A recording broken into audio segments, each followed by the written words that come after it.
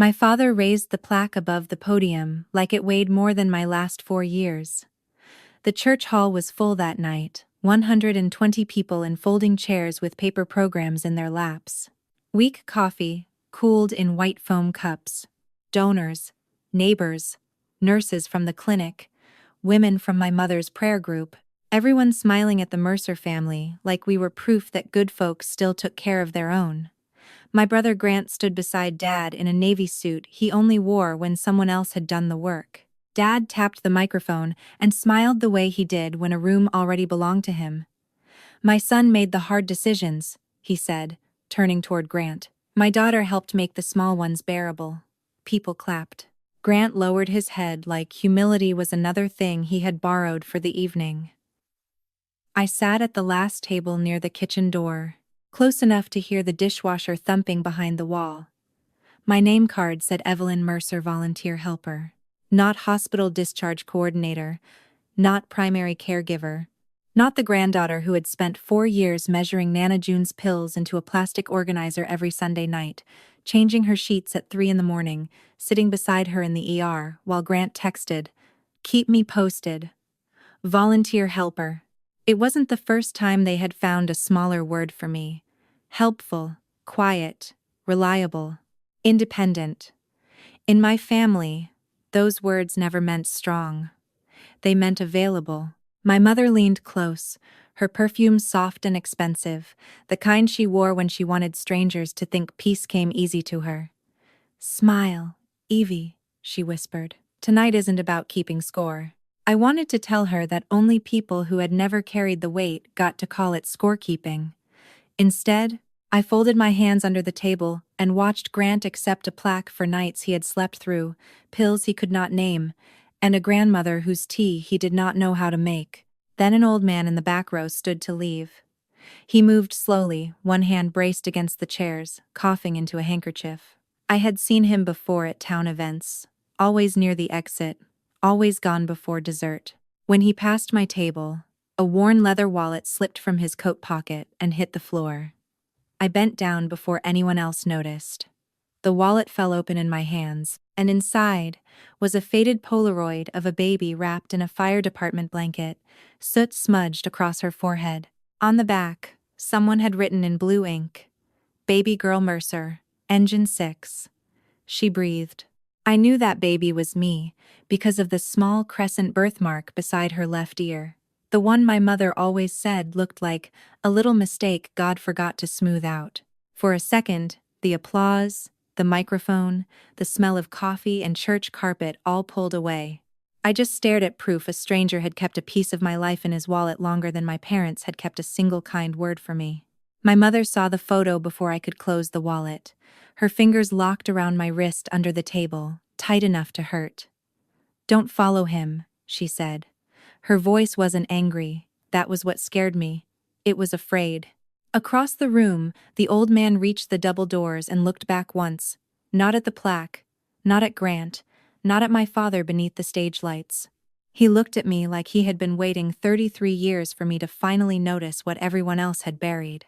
By the time I got to Nana June's house the next morning, the wallet was still in my purse, wrapped in a church napkin like it might stain everything it touched. I had not slept. I had spent the night hearing my mother's voice again and again. Don't follow him. Not, don't bother him. Not give it back later. Follow him. When fear gets there before manners, people stop softening things, and my mother had sounded scared. Nana's house sat at the end of Juniper Road, a white cape with blue shutters, and a ramp Grant still mentioned whenever donors were nearby. I let myself in with the key on my ring. The living room smelled like lavender lotion and old paperbacks. Nana June was in her recliner by the window, watching 2 chickadees fight over the feeder. "Morning, sweetheart," she said, clear enough to know me. That always made me grateful and scared at the same time. I went to the kitchen to check her pills, because routine was what I trusted when my mind did not. The plastic organizer I filled every Sunday was gone from beside the coffee tin. The medication chart I had taped to the refrigerator had been peeled off, leaving 4 pale strips on the paint. In its place sat a glossy blue folder I had never seen before.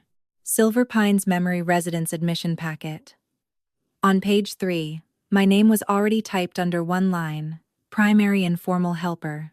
I was still holding the folder when my parents came in through the back door, with Grant behind them. He carried a cardboard tray of coffees like that counted as showing up. No one looked surprised to see me. Dad took off his gloves slowly. Mom set her purse on the counter. Grant leaned against the refrigerator, exactly where my medication chart had been, sipping coffee instead of asking whether Nana had eaten. There was that family confidence again. I would always arrive before being invited, stay after being dismissed, and call it love. Dad nodded at the folder. Good, you found it. Silver Pines has an opening next Thursday. We need your signature before noon.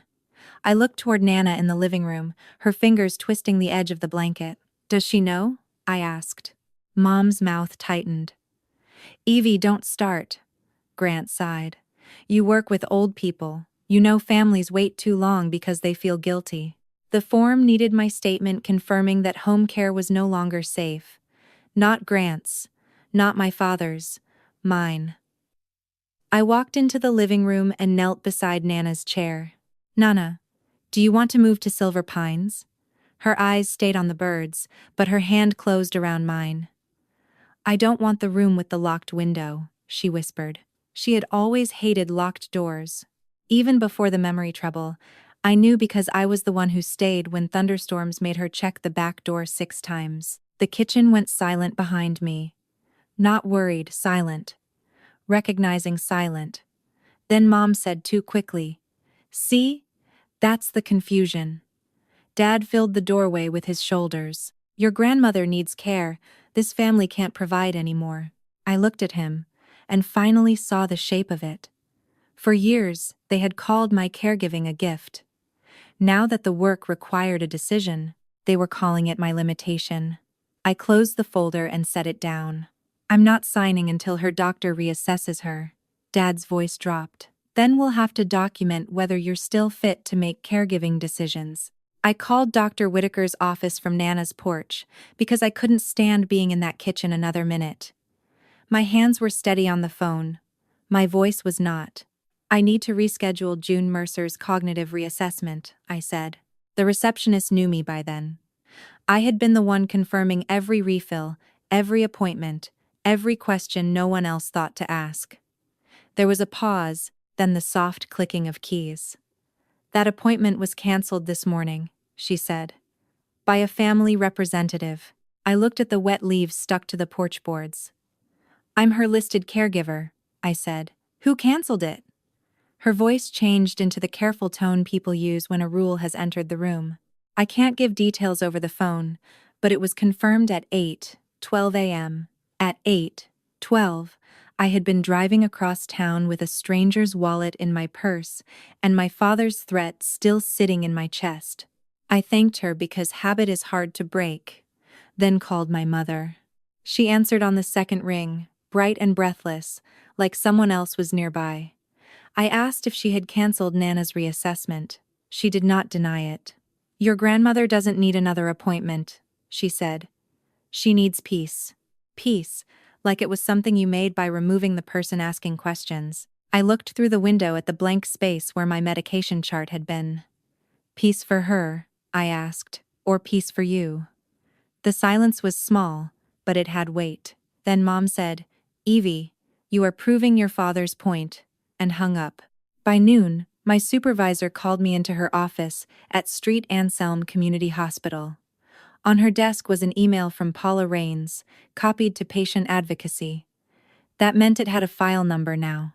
Paula chaired my parents' foundation and was my mother's closest friend when donors were watching. She wrote that she was concerned I was experiencing caregiver burnout. She suggested I might be using my hospital role to influence a vulnerable elder's placement decision. Then she quoted my own midnight texts to Mom.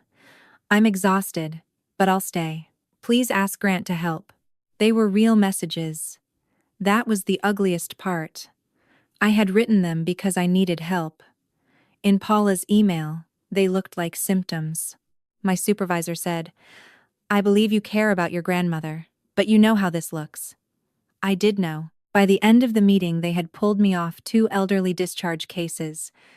That was to avoid perceived conflict. No accusation. No finding. Just enough distance to make me professionally untouchable. My phone buzzed before I reached my desk. A text from Nana's house phone arrived, full of misspellings and no punctuation. "Did you find the fireman?" I stood in the hallway outside my supervisor's office with Nana's message glowing on my phone. "Did you find the fireman?" Not the old man. Not the stranger. The fireman. My grandmother had trouble remembering whether she had eaten lunch. She still remembered a title my parents had avoided my entire life. I should have gone back to work. I should have opened the safe discharge plans left in my queue. I should have pretended I was still the person I had been that morning. Instead, I walked into the stairwell, sat on the second step from the bottom, and called her.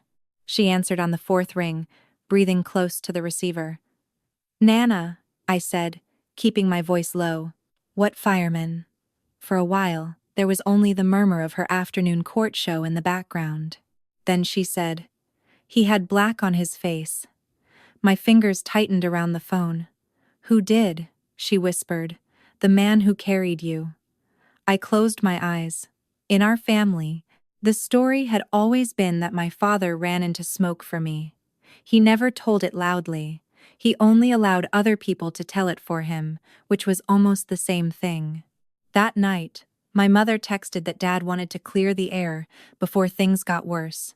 I knew better, but I went anyway. They were in the kitchen eating takeout salmon. It was the kind of place Dad called casual because he could afford to. Mom still had her foundation event pearls on, like she had only removed the public version of herself halfway. Dad listened without looking at me. "It was a minor nursery fire," he said. "An old space heater. You were a baby." Your mother panicked. I did what fathers do. Mom reached for her water glass too quickly. "Your father never liked being called a hero," she added. I almost laughed. Dennis Mercer had framed certificates for blood drives, donor luncheons, and a Rotary breakfast where he gave a 7-minute speech about humility. If he had truly saved his infant daughter from a fire, that story would not have disappeared. It would have been laminated. Grant walked in halfway through, caught just enough to frown, and asked, "Why are you digging up old smoke when Nana needs placement?" Old smoke. The phrase landed wrong. Too neat. Too ready. Neither of them asked what Nana had said. Nobody asked why a man had kept my baby picture. They only wanted to know why I had touched the story at all. Dad pushed his plate away. "This is exactly the spiral we're concerned about," he said. "You get one detail in your head and build a whole emotional case around it." There it was again. My questions were not questions. They were symptoms. My memory was not memory. It was fixation. The next morning before my shift, I went to the town library. Small towns keep old newspapers the way families keep grudges. They sit quietly in drawers. Nobody opens until someone needs proof. Mrs. Calloway led me to the microfilm machine without asking too much. I found the article under June 1993, Local Father Saves Infant from Nursery Fire. In the grainy photograph, my father stood on the lawn, with soot on one sleeve. His arm was around my mother. Behind him, almost cut from the frame, was a fire truck marked Engine 6. The article praised Dad's quick action and said first responders declined comment. I read that sentence 5 times. Declined comment. Not confirmed, not praised him, just declined. When I looked up, Mrs. Calloway stood at the end of the aisle with a manila envelope. "Your grandmother left this here a long time ago," she said. "She told me if you ever asked about the fire, I was to give it to you." Inside was no dramatic letter, just an address written in Nana's careful hand. Walter Keene, Ash Street Senior Housing. Beneath it, on a torn half-sheet of church stationery, she had written one sentence. "He remembers the part they made us stop saying." I sat under the humming library lights, holding that paper, and felt something colder than anger settle behind my ribs. My family was not only trying to move Nana out of her house. They were trying to move the last living person who knew where the old story had been cut, and the stranger with my baby photo had not appeared out of nowhere. He had been waiting at the edge of my life for a door someone else had locked. Ash Street Senior Housing sat behind a laundromat and a closed pharmacy, the kind of brick-building people called practical when they meant forgotten. I stayed in my car with Walter Keene's address folded in my hand, watching an old woman water a pot of red geraniums by the curb. I had walked into hard rooms before, hospital rooms, discharge meetings, kitchens, where everyone had already decided what my labor was worth. But this door was different.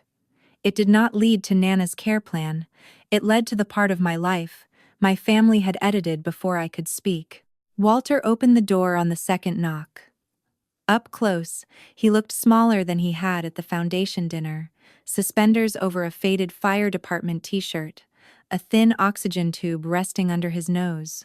For 1 second, he looked at me like people look at a song they have not heard in years. Then his eyes dropped to the wallet in my hand. "June finally sent you," he said. I held it out because manners were easier than fear. "You dropped this." He took it carefully, but did not close his fingers around it right away.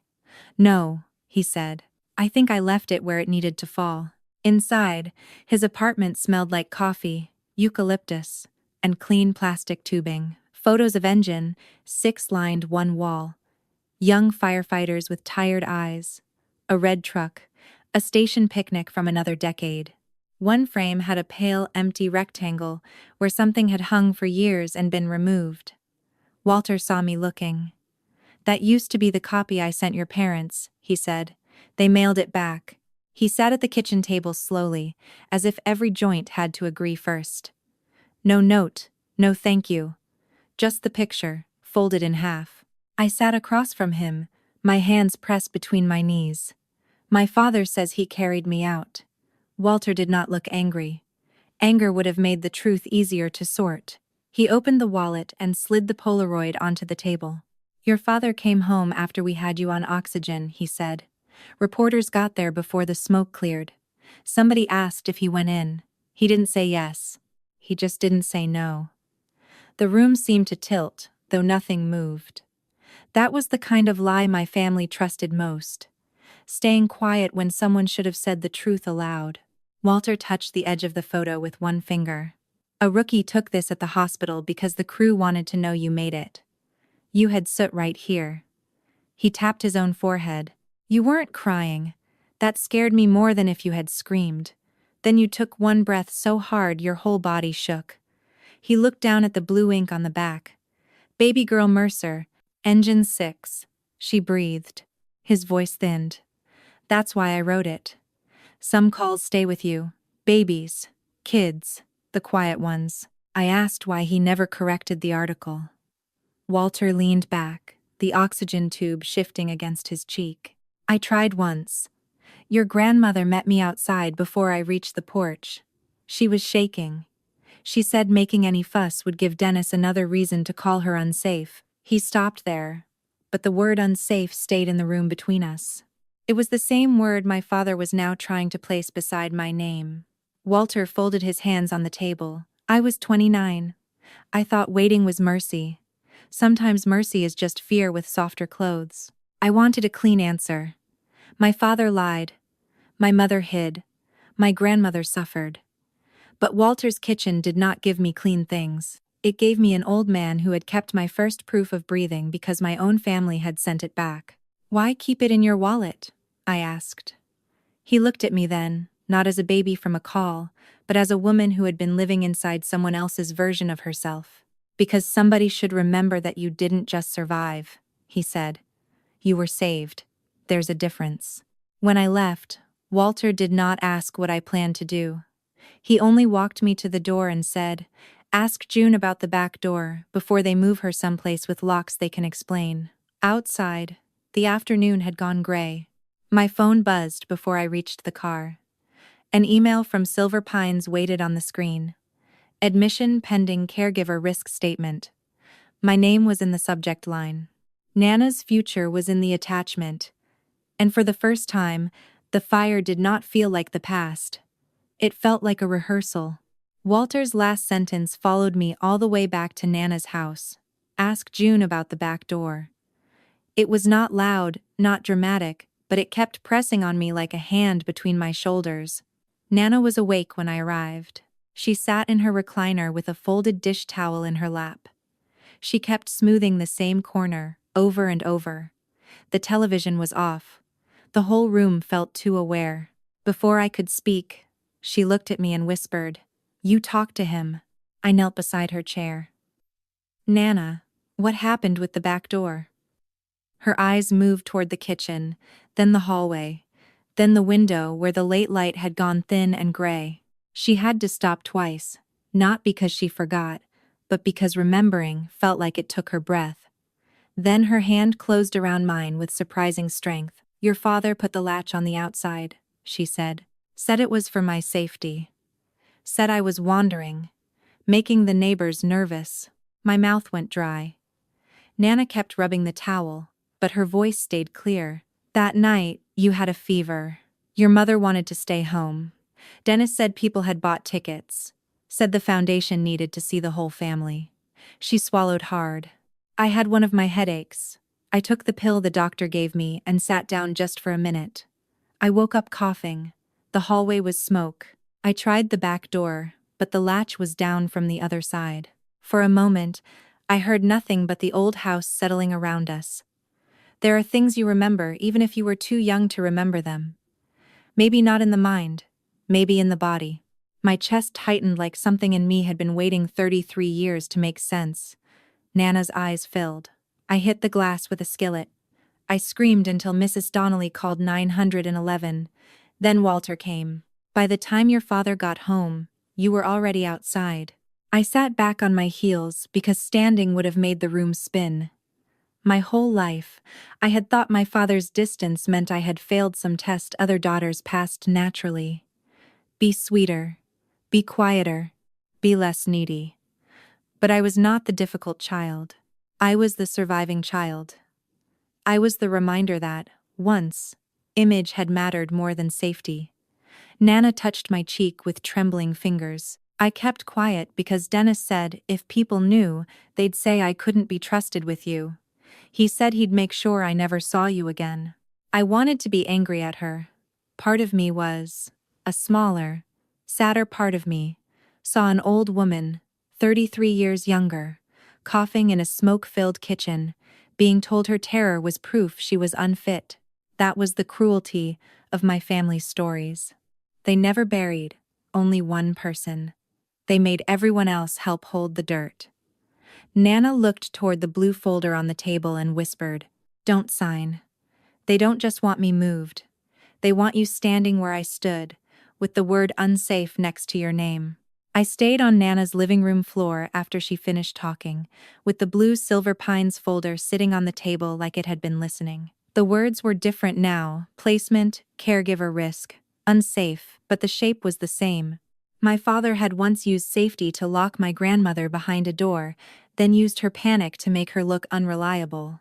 Now he was reaching for the same tool again, only this time my name was printed on the handle. I had spent years arguing with my family, in rooms where they decided who could leave. That ended that afternoon. I did not call my father. I did not call my mother. I opened my laptop at Nana's dining table and wrote 3 emails before I could lose my nerve. The first went to Dr. Whitaker, requesting a formal care conference before any placement decision moved forward. The second went to Adult Protective Services, asking for a review because Nana's stated wishes had been dismissed. The third went to my supervisor, explaining that I needed my family role separated from my hospital role and documented clearly before anyone used one to damage the other. Writing those emails felt both brave and humiliating. Brave, because I was finally moving the conversation out of rooms my family owned. Humiliating, because some part of me still believed I should have been able to fix this by being clearer, calmer, better. That was the oldest lie they had given me. If I explained myself perfectly, they would stop misunderstanding me on purpose.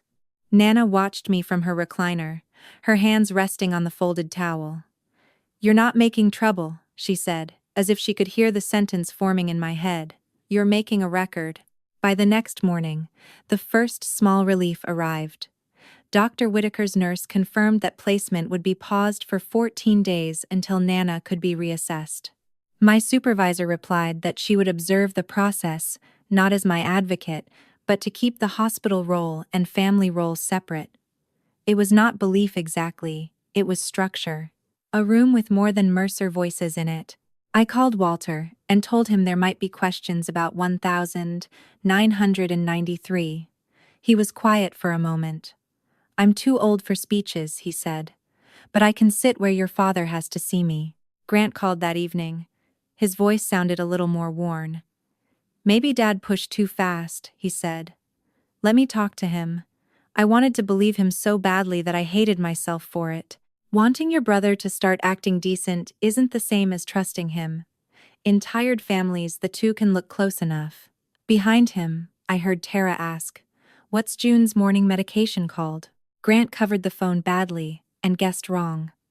The silence on the other end lasted longer than the question deserved. Tara came back on the line, not to me, but to him. "You accepted an award for caregiving and you don't know that?" Grant muttered something I could not catch. For the first time, someone in his own house had noticed the gap between the man my family applauded and work he'd never done. I hung up with a dangerous little hope in my chest. For one foolish hour, I let myself believe the truth could enter quietly, without burning down the room that had kept me small. The hope lasted until 9:16 the next morning. My supervisor called me into her office. This time the door was fully closed. A single sheet of paper sat in the center of her desk, turned toward her instead of me. I knew that posture from family meetings at the hospital. It meant the conversation had become official before the person most affected was allowed to enter it. She folded her hands and said, "Evie, Adult Protective Services received a concern this morning. Your name is specifically mentioned." The report claimed I was emotionally attached to the point of poor judgment. It said I was blocking a safer placement because I could not accept Nana's decline. It said medication management had been inconsistent, and that my hospital position gave me unusual influence over a vulnerable adult. None of it was a finding. That was the trick. It only had to be opened, assigned a number, and placed between me and every elderly patient I tried to help. My supervisor said gently, "Until this is reviewed, we need you away from senior discharge cases." I nodded because crying would have served their version of me too well. On my way out, I saw my reflection in the narrow glass beside her door. Calm face, white knuckles, badge hanging straight. Exhaustion does not always look messy. Sometimes it looks professional enough for people to keep handing you more. The worst part came in the portion my supervisor was allowed to show me. The concern quoted my own messages to Mom. "I can't keep doing every overnight alone. I'm scared I'll miss something. Please ask Grant to take one night." They were real messages. That was the ugliest part. I had written them in moments when I was trying not to fail Nana. In that report, they looked like instability. My family had not invented my exhaustion. They had harvested it. That afternoon, Tara called while I sat in my car outside the hospital. I was still wearing my badge because I had not found the nerve to take it off. Her voice was lower than usual. "Evie, I need to tell you something, and I don't know how bad it is." I heard traffic behind her, then the click of a car door closing. "Last week your mom gave Grant one of June's pharmacy bags," she said. "She told him to hold it until after the meeting because you get dramatic when people change things." Tara swallowed. "He left it in his trunk for 2 days. 2 days. 2 missing doses. 2 neat lines in an APS, concern about inconsistent medication management." Tara started talking faster, like speed might make the truth hurt less. I don't think Grant understood what he was helping them do. But he helped. A minute later, a photo came through. A white pharmacy bag sat on the floor of Grant's SUV, the receipt still stapled to the top. On the yellow sticky note, in my mother's round, careful handwriting, were the words, "Hold until after the meeting." It was such a small instruction. Not dramatic. Not the kind of harm people recognize from a distance. Just a little delay, a little withheld help, a little missing context. My family did not need to push anyone off a cliff. They only had to move the railing and call me careless when I fell. I drove to Nana's house after sunset and found her asleep in the recliner, one hand open on the blanket.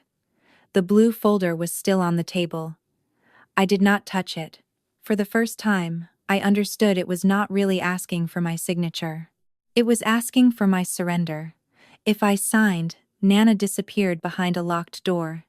If I refused, they would try to make me disappear behind a file number. My phone buzzed before I could sit down. Tara again, this time only a text. I found something on Grant's laptop. You need to see it. Tara did not send the file right away. She called first, and I could hear her breathing before she spoke. I shouldn't have opened it, she said. But Grant left the laptop on the kitchen island, and the document was still up. Behind her, a cabinet closed too hard. She lowered her voice. Evie, it's a speech.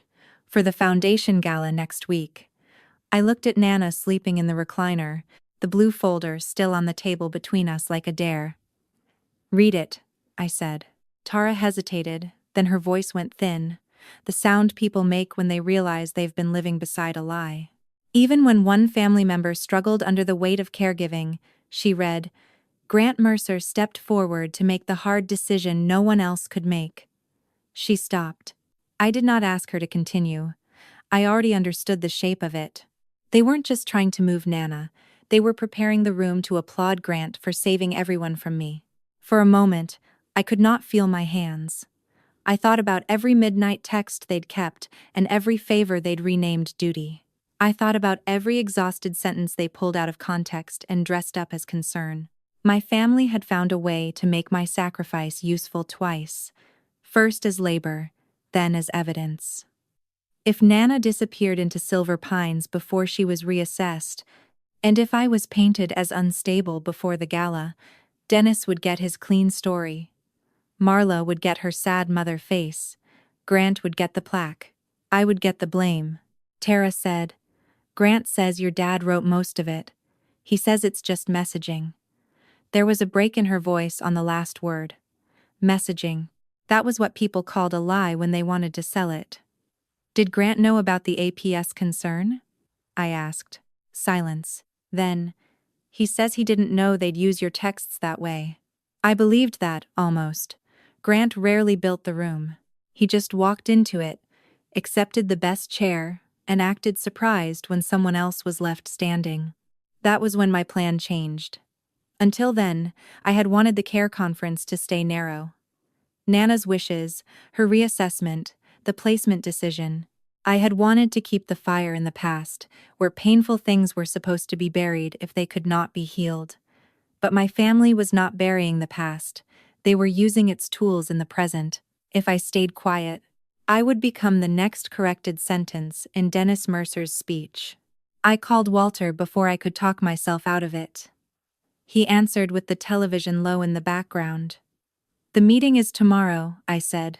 They're going to say I'm unstable. They're going to say Grant stepped in. Walter was quiet long enough that I thought the call had dropped. Then he said, I won't make a speech. I'm too old for speeches. He coughed once, covered the phone, then came back. But I'll sit where your father has to see me. After we hung up, I sat beside Nana until the room went dark. Tara sent the document, but I did not open it again. I did not need every sentence. I had the one that mattered. The next morning, I walked into Street, Anselm Community Hospital, with Walter's old wallet in my purse. I carried a kind of fear I could finally respect. I was not going there to win. I was going because if my father told the story wrong one more time, someone in that room needed to have survived it. The care conference was held in a small room off the fourth-floor geriatrics wing. It had beige walls, a round table, and a box of tissues placed in the center, as if someone expected bad news. I arrived 10 minutes early. Nana sat beside me, in her blue cardigan, both hands wrapped around the handle of her cane. Walter came in last, moving slowly. He kept one hand on the doorframe until he found the chair across from my father. He did not say hello to Dennis. He only sat down where he could be seen. Dad opened the meeting before Dr. Whitaker finished reviewing the chart. "I want to be clear," he said, folding his hands on the table. "We're here because my daughter is overwhelmed and can't see what's best for her grandmother." Mom looked down with wet eyes already prepared. "Evie has always felt things very deeply," she added. Grant nodded once, careful and solemn. "I should have stepped in sooner." For a moment, I watched them build the same room they always built.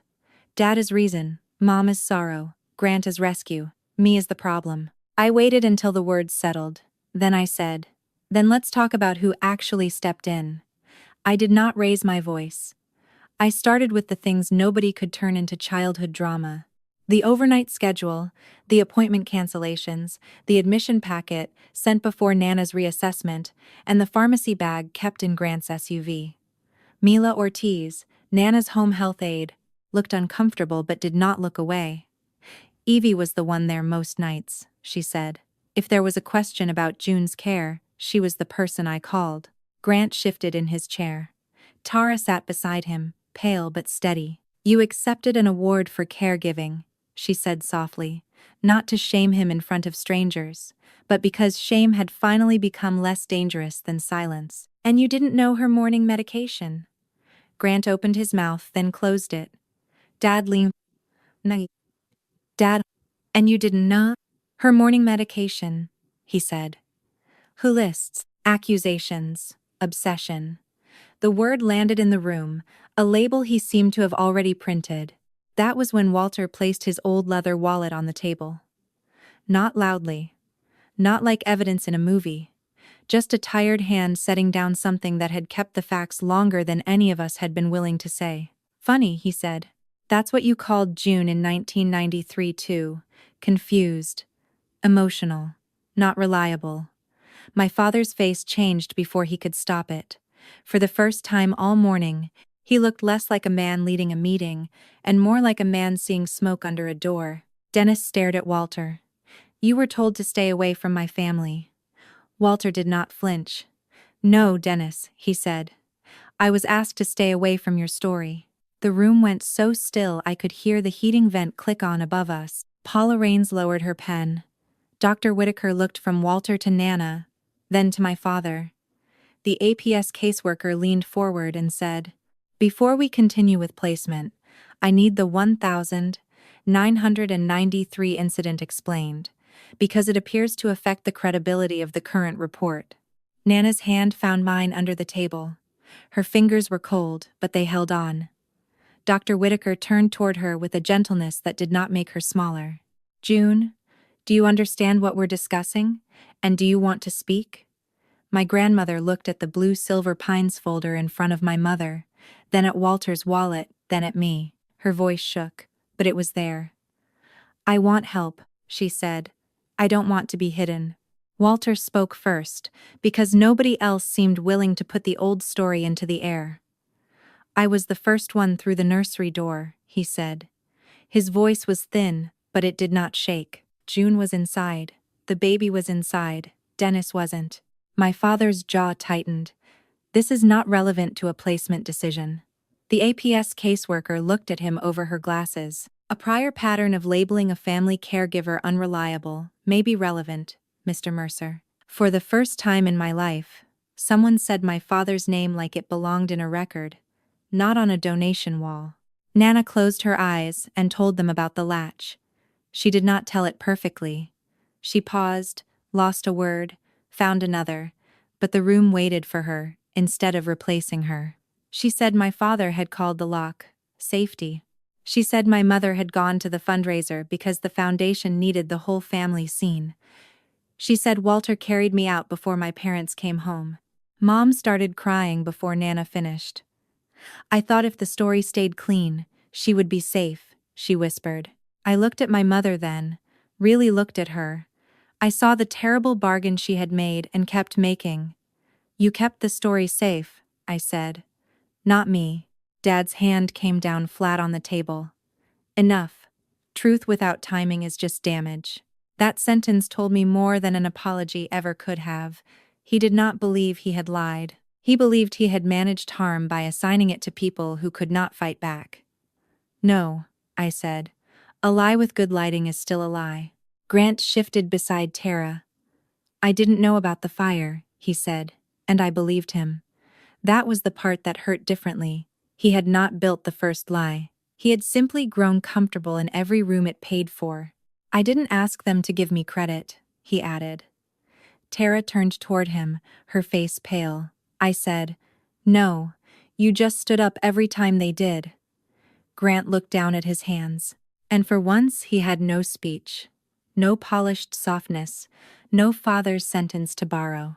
The consequences did not arrive like thunder. They arrived in calm, professional voices. The APS concern against me would remain under review, but the immediate claim that I was obstructing care without cause was not supported. Silver Pine's placement would be paused until Nana's reassessment was complete. A written care schedule would be required, with responsibilities assigned to actual people, not implied daughters. My supervisor stated that my request for a formal conference had been appropriate. Paula Rains stopped taking notes when Dr. Whitaker asked whether foundation messaging had misrepresented caregiving roles. By the time we stood to leave, nobody had won. That mattered. Winning would have made it too simple. My father had lost control of the room. My mother had lost the protection of tears. Grant had lost the luxury of ignorance. Nana had not gotten younger, or safer, or magically whole, but she had been heard. And I walked out with my hospital badge still on my coat. Not cleared of every wound, but cleared of the one they had tried to write beside my name. The first care schedule arrived 2 days later, not with an apology, but with boxes filled in. That was better. Apologies had always been soft enough in my family to change shape by morning. Boxes were harder to pretend away. Grant's name appeared beside Tuesday overnight, Thursday dinner, and every other Saturday morning. Marla was assigned transportation for appointments. A paid aide covered bathing twice a week. My name was still there, but it no longer swallowed the whole page. I stared at that schedule on my phone longer than I should have. I waited for guilt to tell me to fix it. For once, guilt stayed quiet. Grant was 37 minutes late to his first overnight. I know because I watched the clock from my apartment and didn't grab my keys. Tara called once, but not to ask me to come. "He's on his way," she said. "And if he calls you, don't answer."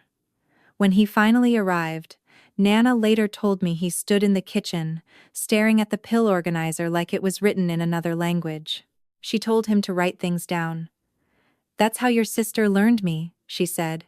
"Not learned the schedule, not learned the medicine, learned me." My mother asked to meet at a diner off Route 11, neutral ground with sticky menus and waitresses who called everyone honey. She looked smaller without a room to perform in. "I chose the version of the story that let me keep my children," she said. I stirred my coffee until it went pale. "No," I said. "You chose the version that let you keep your husband," she cried then.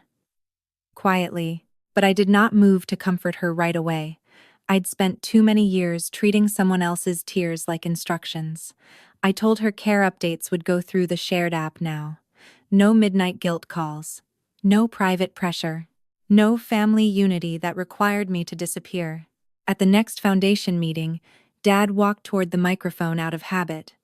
Before his hand touched it, a board member stepped in and said, "Not tonight, Dennis." Paula read the correction herself, eyes fixed on the paper. The foundation previously mischaracterized caregiving responsibilities in the Mercer family. "We regret that." It was not justice in the dramatic way people imagine it. Nobody gasped. Nobody fell apart. But a public lie had to put on plain clothes and walk itself back. For me, that was enough. Walter's recognition came a week later at the old firehouse. No reporters, no speeches long enough to make anyone uncomfortable. Just a small plaque near a framed photo of Engine 6. Walter Keene, first responder. Nursery rescue, 1993. He gave me a copy of the Polaroid. The baby in the red blanket still had soot on her forehead. Pictures don't belong in hiding places forever. he said. I held it carefully. Not because it was fragile, but because I was. The last scene I remember clearly from that month was Nana's refrigerator. The new care schedule was pinned there under a pinecone magnet, the same one she had owned since I was little. Grant's name was there. Marla's name was there. Mine was there too, but only in its proper places. Beside it was the baby photo Walter had carried for 33 years. I stood in that quiet kitchen and understood that I had not become the favorite daughter. I had simply stopped being the useful one they could spend without asking. And sometimes, that is the first honest shape a family ever takes. What I learned from Evie's story is that love without fairness turns into its own kind of cage. Many of us grow up believing that being useful will make us safe. We become the one who answers the phone and the one who stays late. We become the one who remembers the medication, the appointment, the birthday, the password, the things everyone else forgot. And because we are dependable, people start treating our dependability as permission. They stop asking. They start expecting. Then one day, when we are finally too tired to carry what was never ours alone, they call us difficult. That's one of the quietest heartbreaks a family can hand you. Not every wound comes from cruelty shouted across a room. Some wounds come from being praised only when you disappear into service. Some come from being called strong when what they really mean is convenient. Some come from being told to keep the peace by people who built that peace out of your silence. Evie's story reminds us that telling the truth is not the same as destroying a family.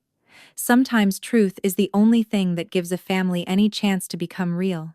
A family held together by fear, guilt, and image is not whole. It is arranged. It may look peaceful from the outside, but inside, someone is paying for that peace with their health, their career, their time, or their sense of self. And maybe the hardest lesson is this: boundaries do not always feel powerful at first. Sometimes they feel cold. Sometimes they feel selfish. Sometimes they make your hands shake. But a boundary is not revenge. It is the place where love stops being used as a weapon. Evie did not need to become the favorite daughter. She needed to stop being the daughter everyone could spend without asking. That is a lesson many people learn late, after years of being needed more than they were cherished. So if this story struck a chord, tell me in the comments. Have you ever been labeled the strong one because your family knew you wouldn't walk away? If you want more family stories about truth, resilience, and finding your voice after years of silence, please subscribe to the channel. Your story, too, deserves to be heard.